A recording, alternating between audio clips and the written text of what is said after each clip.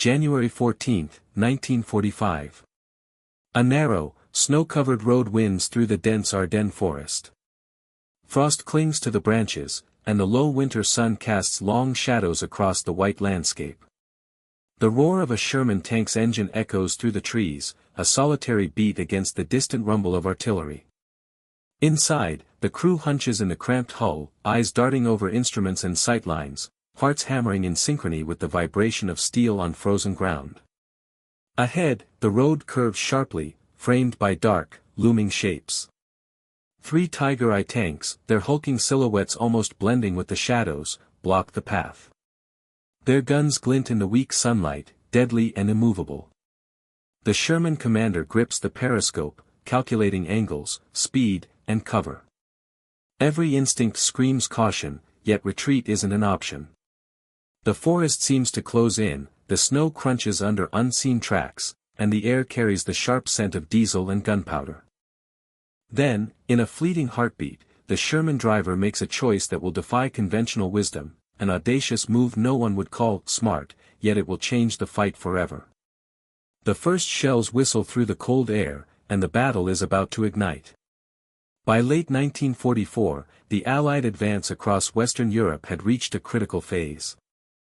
The Normandy landings in June had liberated France, yet the push toward Germany was slowing under fierce resistance. American and British forces, spearheaded by armored divisions, encountered increasingly fortified positions, minefields, and the specter of Germany's most formidable weapons, the Tiger and Panther tanks. Among these, the Tiger I had become a symbol of dread, a heavily armored, 57-ton behemoth with an 88mm gun capable of destroying Allied tanks at distances where the Sherman 75mm struggled to reach. The M4 Sherman, conversely, was the backbone of U.S. armored forces. Reliable, maneuverable, and produced in vast numbers, it had proven effective against medium German tanks and infantry. Yet against a Tiger, it was technically outclassed. Its armor could be penetrated by the Tiger's main gun at almost any combat range, and its standard gun often required precise hits to weak points. American doctrine emphasized speed, flanking, and combined arms over direct confrontation with these monsters. In the dense Ardennes, winter transformed the forest into both shield and trap. Narrow roads, frozen mud, and heavy snowfall slowed movement. Visibility was limited to tens of meters, meaning ambushes were lethal. Sherman crews relied on training and instinct, knowing that any misstep could leave them in the crosshairs of a Tiger's 88mm cannon. The 11th Armored Division, tasked with advancing through these woods in January 1945, had faced sporadic Tiger encounters before. Yet, none of the crews had confronted 3 Tigers simultaneously on such a confined road. The unit's mission was simple in theory: secure the forested corridor to allow infantry and supply columns to advance. In practice, it was a perilous gamble. Reconnaissance had reported enemy armor nearby, but snowfall and limited radio contact obscured exact positions. Within the Sherman, the crew's roles were clearly defined. The driver, responsible for navigating icy tracks and obstacles, constantly scanned the terrain for cover. The commander coordinated with the gunner and loader, issuing orders in rapid succession as tension mounted. The gunner, relying on optics and experience, calculated angles, distances, and weak spots on the Tiger's armor. Even the assistant driver, seated next to the hull machine gun, had a critical role, spotting infantry or flanking threats. Every second in this environment demanded precision; hesitation could be fatal. Allied tank doctrine emphasized initiative and flexibility. Sherman crews were trained to exploit terrain and coordinate with supporting infantry or artillery when facing heavier tanks. They knew a frontal assault on a Tiger could be suicidal. Maneuvering to attack the flank, using natural cover, or employing combined arms was often the only path to survival. Yet these options were constrained on a narrow forest road bordered by trees, ditches, and frozen undergrowth. The Germans, on the other hand, had deployed Tiger tanks in small, elite units. Their crews were meticulously trained, disciplined, and familiar with the firepower advantage their tanks offered. The Tiger's thick armor and long-range gun allowed them to dominate open fields and choke points alike. In the Ardennes, they capitalized on natural choke points, ambushing Allied convoys and using the dense forest to limit maneuvering options. These tanks were more than vehicles, they were psychological weapons, instilling fear before the first shell was fired. The collision of these two realities, the Sherman's mobility and numbers against the Tiger's firepower and armor, set the stage for unpredictable encounters. Tank crews on both sides were aware that engagements in the Ardennes were often deadly, but ingenuity and split-second decisions could level the playing field. For the Sherman crew about to face 3 Tigers, every detail mattered: road width, snow conditions, engine performance, shell types, and the enemy's line of sight. As the Sherman advanced, the crew's training became instinct. Each turn of the road could conceal destruction, each shadow might hide a Tiger waiting to strike. Yet the mission demanded forward momentum, and the Ardennes offered no alternative routes. The stage was set: a single Sherman, a narrow road, and 3 German Tigers poised to dominate. The tension was not just tactical, it was human. The crew felt the weight of responsibility, not only for themselves but for the infantry and supply columns relying on their success. Every decision carried life-or-death consequences. In this frozen forest, the clash of metal and steel was inevitable. With the road ahead blocked by the silhouettes of 3 Tigers, the Sherman driver faced a choice that no manual, doctrine, or training could fully prepare him for. The German perspective was shaped by both strategy and desperation.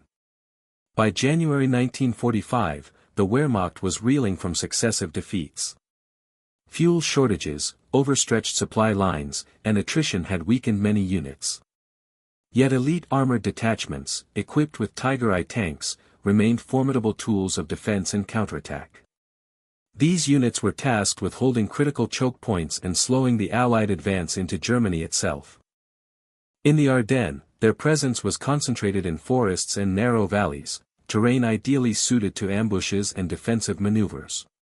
Tiger crews were acutely aware of the Sherman's limitations. Intelligence reports emphasized that even a single Tiger could dominate a convoy of lighter tanks if positioned strategically. Experienced commanders drilled their crews in targeting weak points, tracks, rear armor, and vision slits.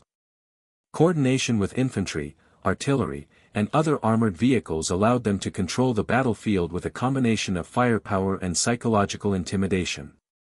Yet, operating in winter conditions carried risks: icy roads, limited visibility, and the dense forest could hamper maneuverability, making Tigers vulnerable if caught off guard or flanked. The Ardennes had already seen several skirmishes between Shermans and Tigers. While the Sherman's 75mm gun could penetrate the Tiger's side armor at close range, frontal engagements were deadly. Crews learned to exploit mobility, flanking, and hold-down positions to survive. Infantry coordination was essential. Tanks advancing without foot soldiers risked ambush from concealed anti-tank teams. Every prior encounter had reinforced a harsh lesson: even outnumbered or outgunned, ingenuity and audacity could tip the scales. The Sherman unit in question, part of an armored infantry support task force, had spent days navigating icy roads, patrolling supply lines, and engaging smaller German units. Their commanders emphasized caution, yet also pressed the need for speed. Delays could allow the enemy to regroup or reinforce positions, creating a tension between prudence and urgency. For the crews, the Ardennes forest was a maze of snow-laden trees, frozen ditches, and hidden hazards. Tracks left by reconnaissance units crunched beneath the tank's treads, a silent record of progress but also a potential guide for enemies lying in wait. Meanwhile, the 3 Tigers ahead were positioned with deliberate intent. Each vehicle occupied a carefully calculated angle of fire, covering the road with overlapping fields of vision. The Germans relied on the natural cover of trees and undergrowth, reducing their exposure while maximizing the Sherman's vulnerability. Their crews were disciplined and coordinated, every movement of the enemy could be anticipated and countered. Yet even the Tiger's advantage was not absolute. The forest restricted maneuverability, forcing them to fire from semi-fixed positions rather than using their superior mobility fully. A mistake, or an unpredictable action by the Sherman, could create openings lethal enough to exploit. The environmental factors compounded the danger. Snow reduced traction for both sides, muffled sounds of approaching vehicles, and reflected sunlight that could blind or obscure vision. The narrow road offered no room for evasive maneuvers, trees and ditches hemmed in options. Communication was limited, radio signals interfered by terrain, visual signals hidden by foliage. Tank crews relied on sight, intuition, and years of training, but even these skills were tested to the extreme. This tension between numerical or technological advantage and environmental constraints defined armored warfare in the Ardennes. The Sherman crews understood that the coming encounter would be shaped as much by ingenuity as by firepower. Every second counted, and every choice carried consequences that could ripple beyond a single battle. The collision of doctrine, terrain, and split-second human decision-making was inevitable. As the Sherman approached the choke point, the 3 Tiger tanks ahead were not merely obstacles, they were the embodiment of the tactical and psychological challenges faced by Allied armor. Their presence transformed a routine patrol into a crucible where ingenuity and courage would be tested. For the Sherman driver, what came next would demand a daring move that defied conventional wisdom, leveraging speed, terrain, and instinct in a way that few manuals could prescribe. The stage was now fully set. The crew, aware of the Tiger's firepower and positioning, had only moments to act. The frozen road, the forest shadows, and the looming threat of death combined to create a tension so complete that the first shot would irrevocably decide the encounter's direction. Inside the Sherman, the tension was palpable. The crew, driver, commander, gunner, and assistant, had trained for ambushes, flanking maneuvers, and defensive retreats, yet nothing could fully prepare them for the sight of 3 Tigers looming ahead. Fear was present, but it was sharpened by focus, a strange clarity that comes only when survival depends on split-second decisions. Each crew member relied on the others, trust was absolute. The commander's eyes swept the road, calculating angles, assessing cover, and anticipating enemy fire. His voice, calm but urgent, issued orders in precise bursts: driver, hold speed, watch the ditch. The gunner adjusted the sight, measuring distance and armor angles. The driver's hands gripped the controls with a combination of tension and instinct, navigating a path that maximized cover while positioning the Sherman for potential shots. In that confined space, every heartbeat was amplified, every movement carried the weight of life or death. Emotionally, the encounter forced a delicate balance between courage and pragmatism. Panic could be fatal, yet hesitation could be worse. The crew's shared training allowed them to operate as a single organism, each aware of the other's capabilities and limits. They were aware, too, of the larger stakes: infantry and supply lines depended on their success. In that moment, humanity, fear, resolve, ingenuity, was as crucial as any mechanical advantage. From a tactical standpoint, the Sherman faced nearly insurmountable odds. 3 Tigers on a narrow forest road meant overlapping fields of fire, limited maneuverability, and almost no opportunity for traditional flanking. Standard doctrine advised avoiding frontal engagements with heavy German armor, yet the terrain restricted alternative options. The Sherman driver's approach had to exploit subtle variations in terrain, ditches, tree cover, and bends in the road, to create temporary blind spots and break line of sight. The crew considered hull-down positioning, side-on exposure, and the potential for rapid acceleration to evade incoming shells. Even small obstacles, such as frozen snowbanks or fallen branches, could be leveraged strategically, forcing Tigers to reposition or risk obstructing each other's firing arcs. Timing was critical. One misjudged speed, 1 second too slow, and the Sherman would be sitting in the crosshairs of multiple 88mm guns. Coordination between driver, gunner, and commander became tactical choreography. The driver manipulated terrain, the gunner aimed for weak points, and the commander orchestrated the entire sequence. Each decision was measured against the known capabilities of the Tiger, the constraints of the Sherman, and the unforgiving forest environment. The encounter was also a clash of engineering philosophies. The Tiger I was a marvel of German design, heavy armor up to 100 mm thick at the front, a long 88 mm gun capable of destroying Allied tanks at over a kilometer, an impressive psychological presence. Yet this power came at a cost. The Tiger was slow, cumbersome, and prone to mechanical failures, especially in cold winter conditions and over narrow forest roads. Its weight limited acceleration and maneuverability in tight spaces. The Sherman, by contrast, was lighter, faster, and more mechanically reliable.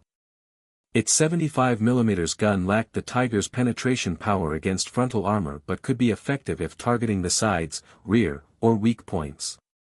Its speed and agility allowed for rapid repositioning, and crews trained to exploit mobility could compensate, at least partially, for inferior firepower.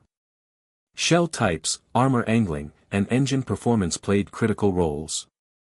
Sherman crews carried a mix of armor-piercing and high-explosive rounds, each with specific purposes.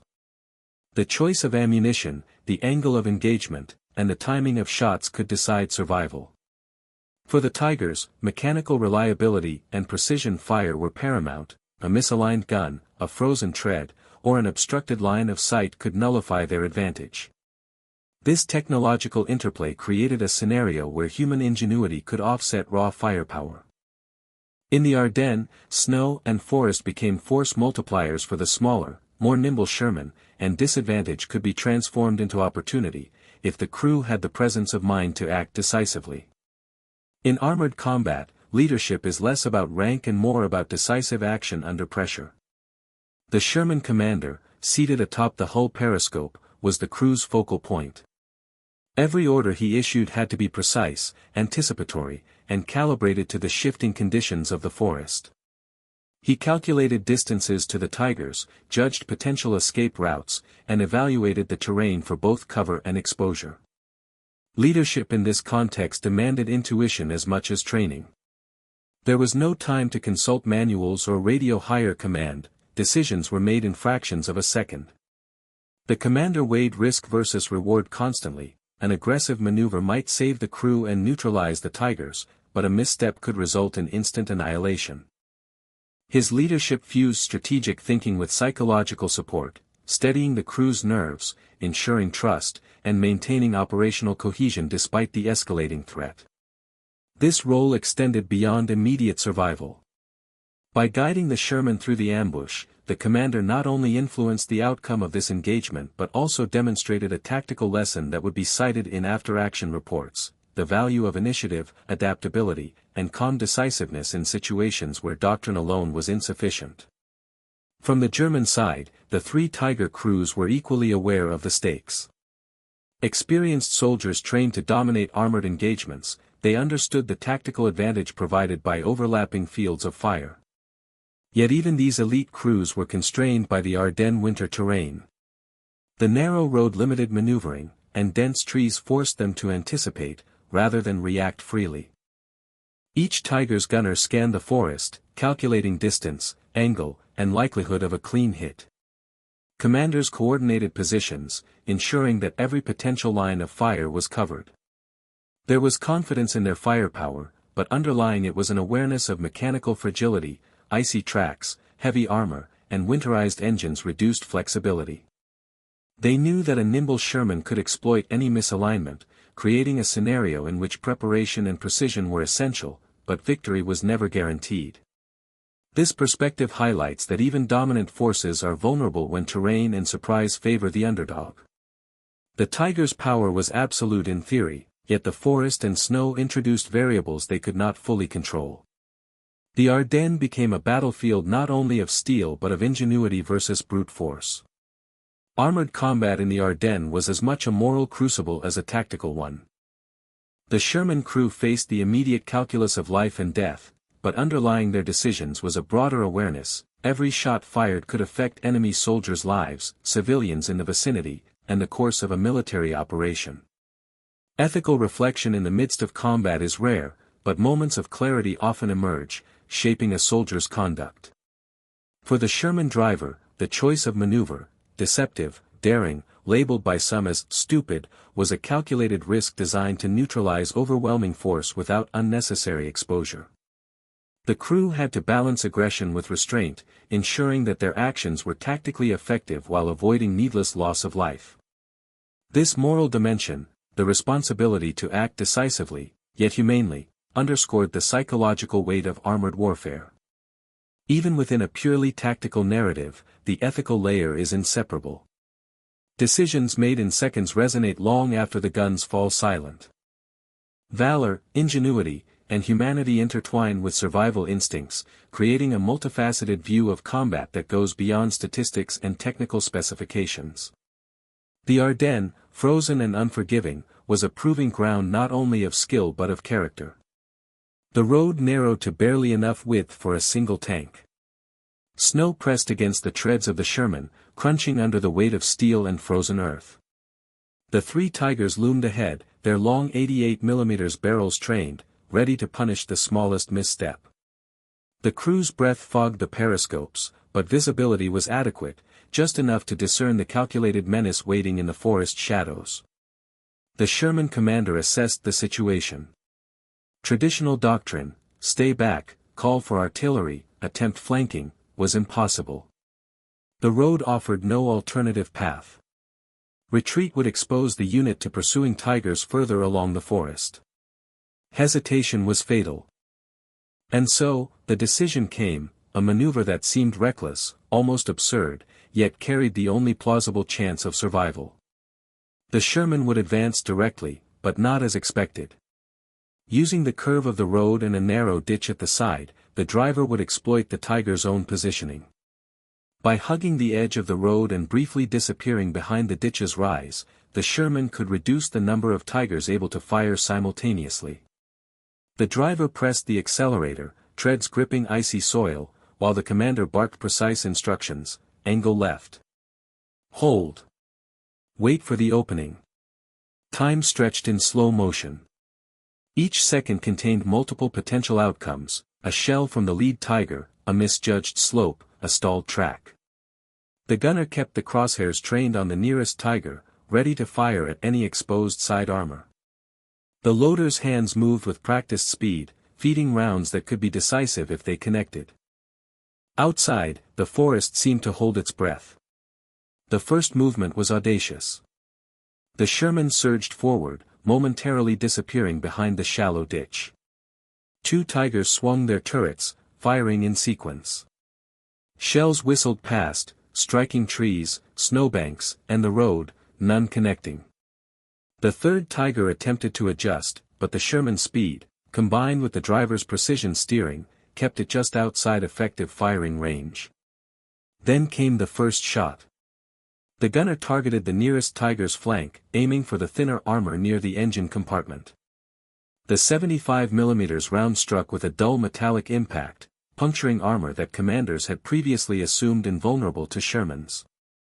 Smoke and flame erupted from the Tiger's side, forcing the crew to abandon the vehicle.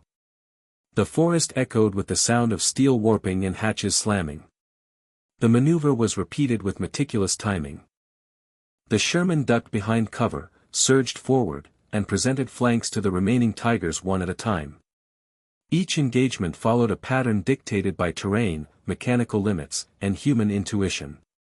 Tigers attempted to reposition, but the narrow road prevented effective realignment. Their overlapping fields of fire, so formidable in theory, were neutralized by the Sherman's unexpected angles. Inside, the crew worked as one organism. The driver executed the turns and ditches with split-second precision. The commander calculated which Tiger to engage first, coordinating speed and firing sequence. The gunner's rounds found gaps in armor, the loader's rhythm ensured no delay. Each Tiger disabled was a combination of tactical exploitation, technological understanding, and sheer nerve. Yet the battle was far from over. Even as the second Tiger erupted in smoke, the third remained a deadly threat. Its gun traversed rapidly, searching for a target. The Sherman, now partially exposed on a straight stretch of road, relied on speed and the previous pattern of distraction to create a fleeting window. The driver accelerated, angling the Sherman to make the Tiger overcompensate, while the gunner fired at the rear armor. A single shot penetrated, igniting the engine and rendering the Tiger immobile. For the first time, silence fell. Smoke and fire lingered over the snow-covered road, and the Sherman's engine hummed, a heartbeat amidst destruction. The crew exhaled, but the immediacy of danger had not fully passed. Secondary threats, infantry, mines, or reinforcements, could emerge at any moment. Yet the initial impossibility had been overcome. 3 Tigers, previously an unthinkable obstacle, were now neutralized, each through a combination of terrain, ingenuity, and timing that defied conventional wisdom. The crew's daring actions exemplified a fundamental truth of armored warfare: knowledge, coordination, and decisive improvisation could offset even the most overwhelming disparity in firepower. The road ahead was still dangerous, but the immediate threat had been transformed. The Ardennes forest, witness to so many tragedies and triumphs, now held a story of human audacity and mechanical precision that would resonate long after the battle's echoes faded. The forest erupted in a symphony of fire, smoke, and steel. The first Tiger, its side rent open by the Sherman's round, ignited in a sudden eruption of flame. Snowflakes melted on scorching metal, dripping onto the road and steaming in the cold air. The second Tiger, caught by the Sherman's maneuver, lay twisted across the road, its turret jammed and crew scrambling for survival. The third, though still operational, smoldered after a precise rear shot, its engine hissing and belching smoke that obscured its outline. Inside the Sherman, the crew moved with an intensity that blurred the line between calculation and instinct. The driver adjusted position to avoid potential ricochets or follow-up fire. The commander, voice steady despite adrenaline, coordinated each shot and movement. The gunner focused on the last Tiger's weak points, while the loader fed shells without pause. Each action was deliberate, yet executed under the crushing weight of fear and urgency. Outside, the frozen forest became a chaotic tableau. Fallen branches littered the snow, punctuated by smoking craters where shells had detonated. Shadows of destroyed Tigers loomed against the white landscape, a visual testament to the destructive potential of armored warfare. Distant artillery rumbled, echoing like the voice of the larger battle beyond the forest. For a fleeting moment, time seemed suspended, only the clash of metal and the hiss of fire marked the unfolding drama. The enemy crews, disoriented and partially exposed, attempted to regroup. Orders shouted from mangled hulls went largely unheeded, as the frozen terrain and smoke compounded confusion. The psychological impact was immediate: fear, disbelief, and the stark realization of vulnerability replaced confidence. Even elite Tiger crews, trained for dominance, were now at the mercy of an unexpected tactic that exploited both terrain and their own assumptions. The Sherman, having neutralized the immediate threat, did not pause. The crew maintained forward momentum, aware that lingering would invite reinforcements or counterattacks.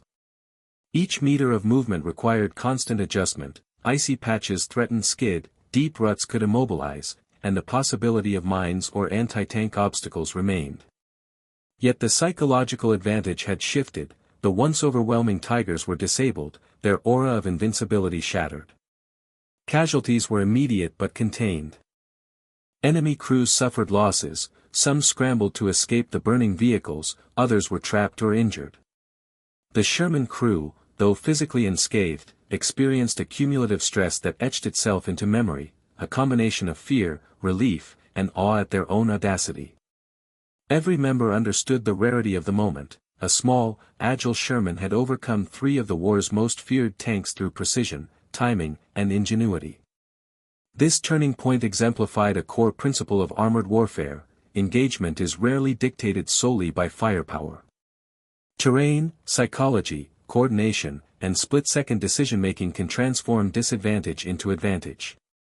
The Ardennes forest, frozen and unforgiving, amplified both risk and opportunity, allowing a smaller, lighter tank to exploit gaps that larger, more powerful opponents could not. As the Sherman moved past the disabled Tigers, smoke curling behind it, the forest seemed to exhale. The immediate threat was neutralized, but the wider battle still loomed. The crew's success was tactical and symbolic, a demonstration that ingenuity, trust, and decisive action could overcome seemingly insurmountable odds.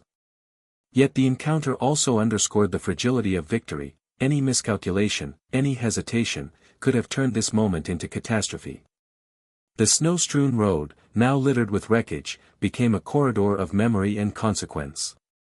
The crew pressed on, aware that the forest held further challenges, infantry ambushes, mines, or artillery, but fortified by the knowledge that skillful improvisation could redefine the battlefield. The Ardennes had tested them, and they had passed with a combination of courage and calculation that would be recorded in unit reports and remembered in oral histories. The forest fell silent after the roar of engines and the crack of gunfire. Smoke from the burning Tigers drifted upward, leaving blackened scars against the white winter landscape.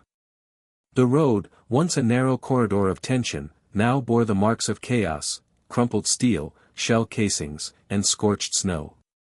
For the Sherman crew, survival was immediate, but the full weight of the encounter slowly settled in.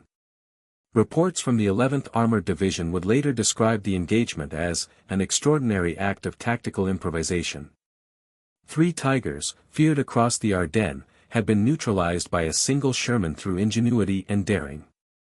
Losses on the German side were tangible, all 3 vehicles were permanently disabled, and at least several crew members were captured or incapacitated. The destruction of the Tigers represented not just a tactical victory, but a blow to the morale of surrounding German units, who had come to regard these tanks as nearly invincible. The Sherman crew's audacity was matched by its precision. Every round fired had been aimed at weak points, exploiting angles, engine compartments, and side armor. Commanders later noted that while doctrine emphasized flanking and combined arms, the crew had achieved in moments what might otherwise have required coordinated support from multiple tanks and infantry units. This was a rare instance where split-second decision-making overcame a disparity in firepower, turning a potentially disastrous situation into a resounding success. Beyond immediate losses, the engagement had broader operational consequences. Supply lines behind the Sherman unit were secured, allowing infantry columns and support vehicles to advance without the threat of ambush from these Tiger positions. Artillery coordination, previously complicated by the dense forest and enemy placement, could now focus on other objectives. The Ardennes, a region notorious for ambush and attrition, had been temporarily cleared, shifting momentum slightly in favor of the Allies. For the German forces, the psychological impact was significant. Tiger crews, trained for dominance, were confronted with an unexpected reality: smaller, more agile tanks, when combined with ingenuity and tactical awareness, could defeat their most formidable armor. Commanders documented the engagement in after-action reports, noting the potential for similar tactics to be exploited by enemy forces. Morale among nearby units was shaken, introducing caution where previously there had been confidence. The Sherman crew, though physically unscathed, experienced the lingering effects of intense combat. Adrenaline ebbed into fatigue, and the psychological imprint of facing overwhelming odds remained. Yet there was also a sense of pride and cohesion. Trust among crew members had been validated, and their combined skill had produced an outcome that few would have predicted. This duality, relief tempered by the awareness of danger, was emblematic of armored warfare in the Ardennes. The encounter was also meticulously recorded in unit logs, with notes on terrain, enemy behavior, and engagement timing. These details would inform future tactical decisions, offering lessons for other Sherman crews operating under similar conditions. Commanders emphasized the importance of terrain exploitation, rapid decision-making, and coordinated crew action, highlighting the engagement as an example of how ingenuity could mitigate technological inferiority. Yet the battle's immediate aftermath extended beyond tactical and operational considerations. News of the engagement filtered through the ranks, bolstering morale among nearby units and reinforcing confidence in the Sherman's capabilities. Soldiers recognized that even in the face of the war's deadliest armor, human ingenuity, courage, and coordination could prevail. This perception, though intangible, was critical for maintaining initiative during a campaign defined by attrition and uncertainty. As the crew continued along the snow-laden road, the wreckage of the Tigers served as a stark reminder of both danger and triumph. The encounter was over, but its lessons, about strategy, teamwork, and the interplay of human skill with technology, would resonate far beyond the Ardennes. The tactical victory was clear, but but the broader narrative of courage and calculated risk was only beginning to unfold. In the days following the engagement, the broader operational impact became evident. The destruction of 3 Tiger tanks, which had previously posed a significant threat to Allied movements in the Ardennes, created a tactical opening that allowed infantry and support columns to advance with reduced risk. Supply convoys, previously delayed by the presence of these formidable opponents, moved more freely along the narrow forest roads. Commanders noted that the encounter demonstrated how small unit ingenuity could ripple outward, influencing larger operational objectives. From a strategic perspective, the incident became an instructive case study in the interplay between technology, terrain, and human decision-making. While the Sherman's 75mm gun remained inferior to the Tiger's 88mm in terms of raw firepower, this engagement illustrated that mobility, positioning, and audacious tactics could compensate for the imbalance. Future armored operations in the Ardennes and similar terrain incorporated lessons learned from this encounter, the value of exploiting choke points, using cover intelligently, and coordinating crew actions under extreme pressure. The psychological effect on German forces was equally significant. The perception of the Tiger tank as an invincible weapon was shaken. Reports circulated among German units that a single Sherman had neutralized 3 Tigers through unexpected maneuvering and tactical daring. While the Tiger's mechanical superiority remained, confidence in their infallibility was eroded. For the Allies, the victory reinforced morale and demonstrated that even the most imposing enemy armor could be defeated with skill and determination. The Sherman crew's reputation within the division grew rapidly. Officers cited their actions in after-action reports, not merely as a tale of heroism, but as an example of doctrinal flexibility and effective teamwork. The decision-making exhibited, rapid assessment, calculated risk, and coordination, became a model for other crews facing the Ardennes unforgiving environment. Training programs began emphasizing improvisation alongside standard procedures, teaching tank crews to exploit terrain and enemy behavior rather than relying solely on firepower. Casualty reports confirmed that German losses were substantial in both personnel and equipment. 2 Tigers were rendered completely inoperable, and the third, though later recoverable for limited use, required extensive repair. Survivors among the crews were captured or forced into retreat, reducing the immediate threat in the forest sector. These tangible outcomes reinforced the intangible effects, morale, confidence, and the strategic narrative of Allied capability. The incident also influenced tactical thinking beyond the Ardennes. American armored doctrine increasingly recognized the importance of initiative, terrain exploitation, and rapid decision-making in asymmetrical engagements. Lessons drawn from this encounter informed planning for operations in the Rhineland and later crossings into Germany. Commanders acknowledged that while overwhelming force remained an ideal, clever maneuvering and coordinated crew action could produce disproportionate results even in the face of superior enemy armor. For the Sherman crew, the long-term consequences were both professional and personal. Their actions became a benchmark for courage, precision, and ingenuity under extreme stress. Yet the experience left a lasting psychological imprint, a mixture of pride, relief, and the acute awareness of how narrowly survival had been achieved. It was a vivid demonstration that in armored warfare, success often hinges on split-second decisions, trust among crew members, and the willingness to take calculated risks.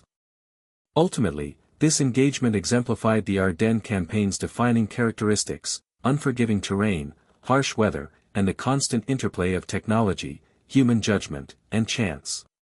While the immediate tactical victory was clear, the encounter's broader significance lay in its illustration of how small unit action could influence operational momentum, challenge enemy perceptions, and leave a lasting mark on military thinking.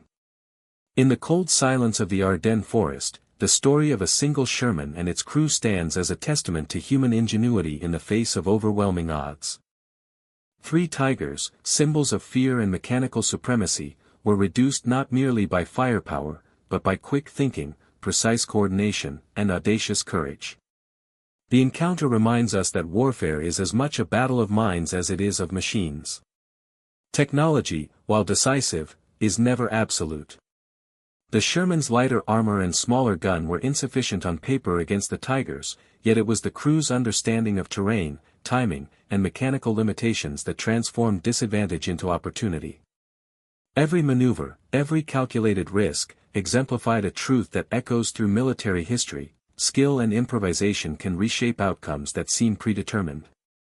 The human element, the trust between crew members, the commander's clarity, the driver's nerve, and the gunner's precision, was as vital as the steel surrounding them. In the midst of snow, smoke, and fire, decisions were made in heartbeats, yet their consequences rippled far beyond the immediate skirmish. Courage was measured not by bravado, but by the quiet, disciplined focus required to act decisively when hesitation could mean death.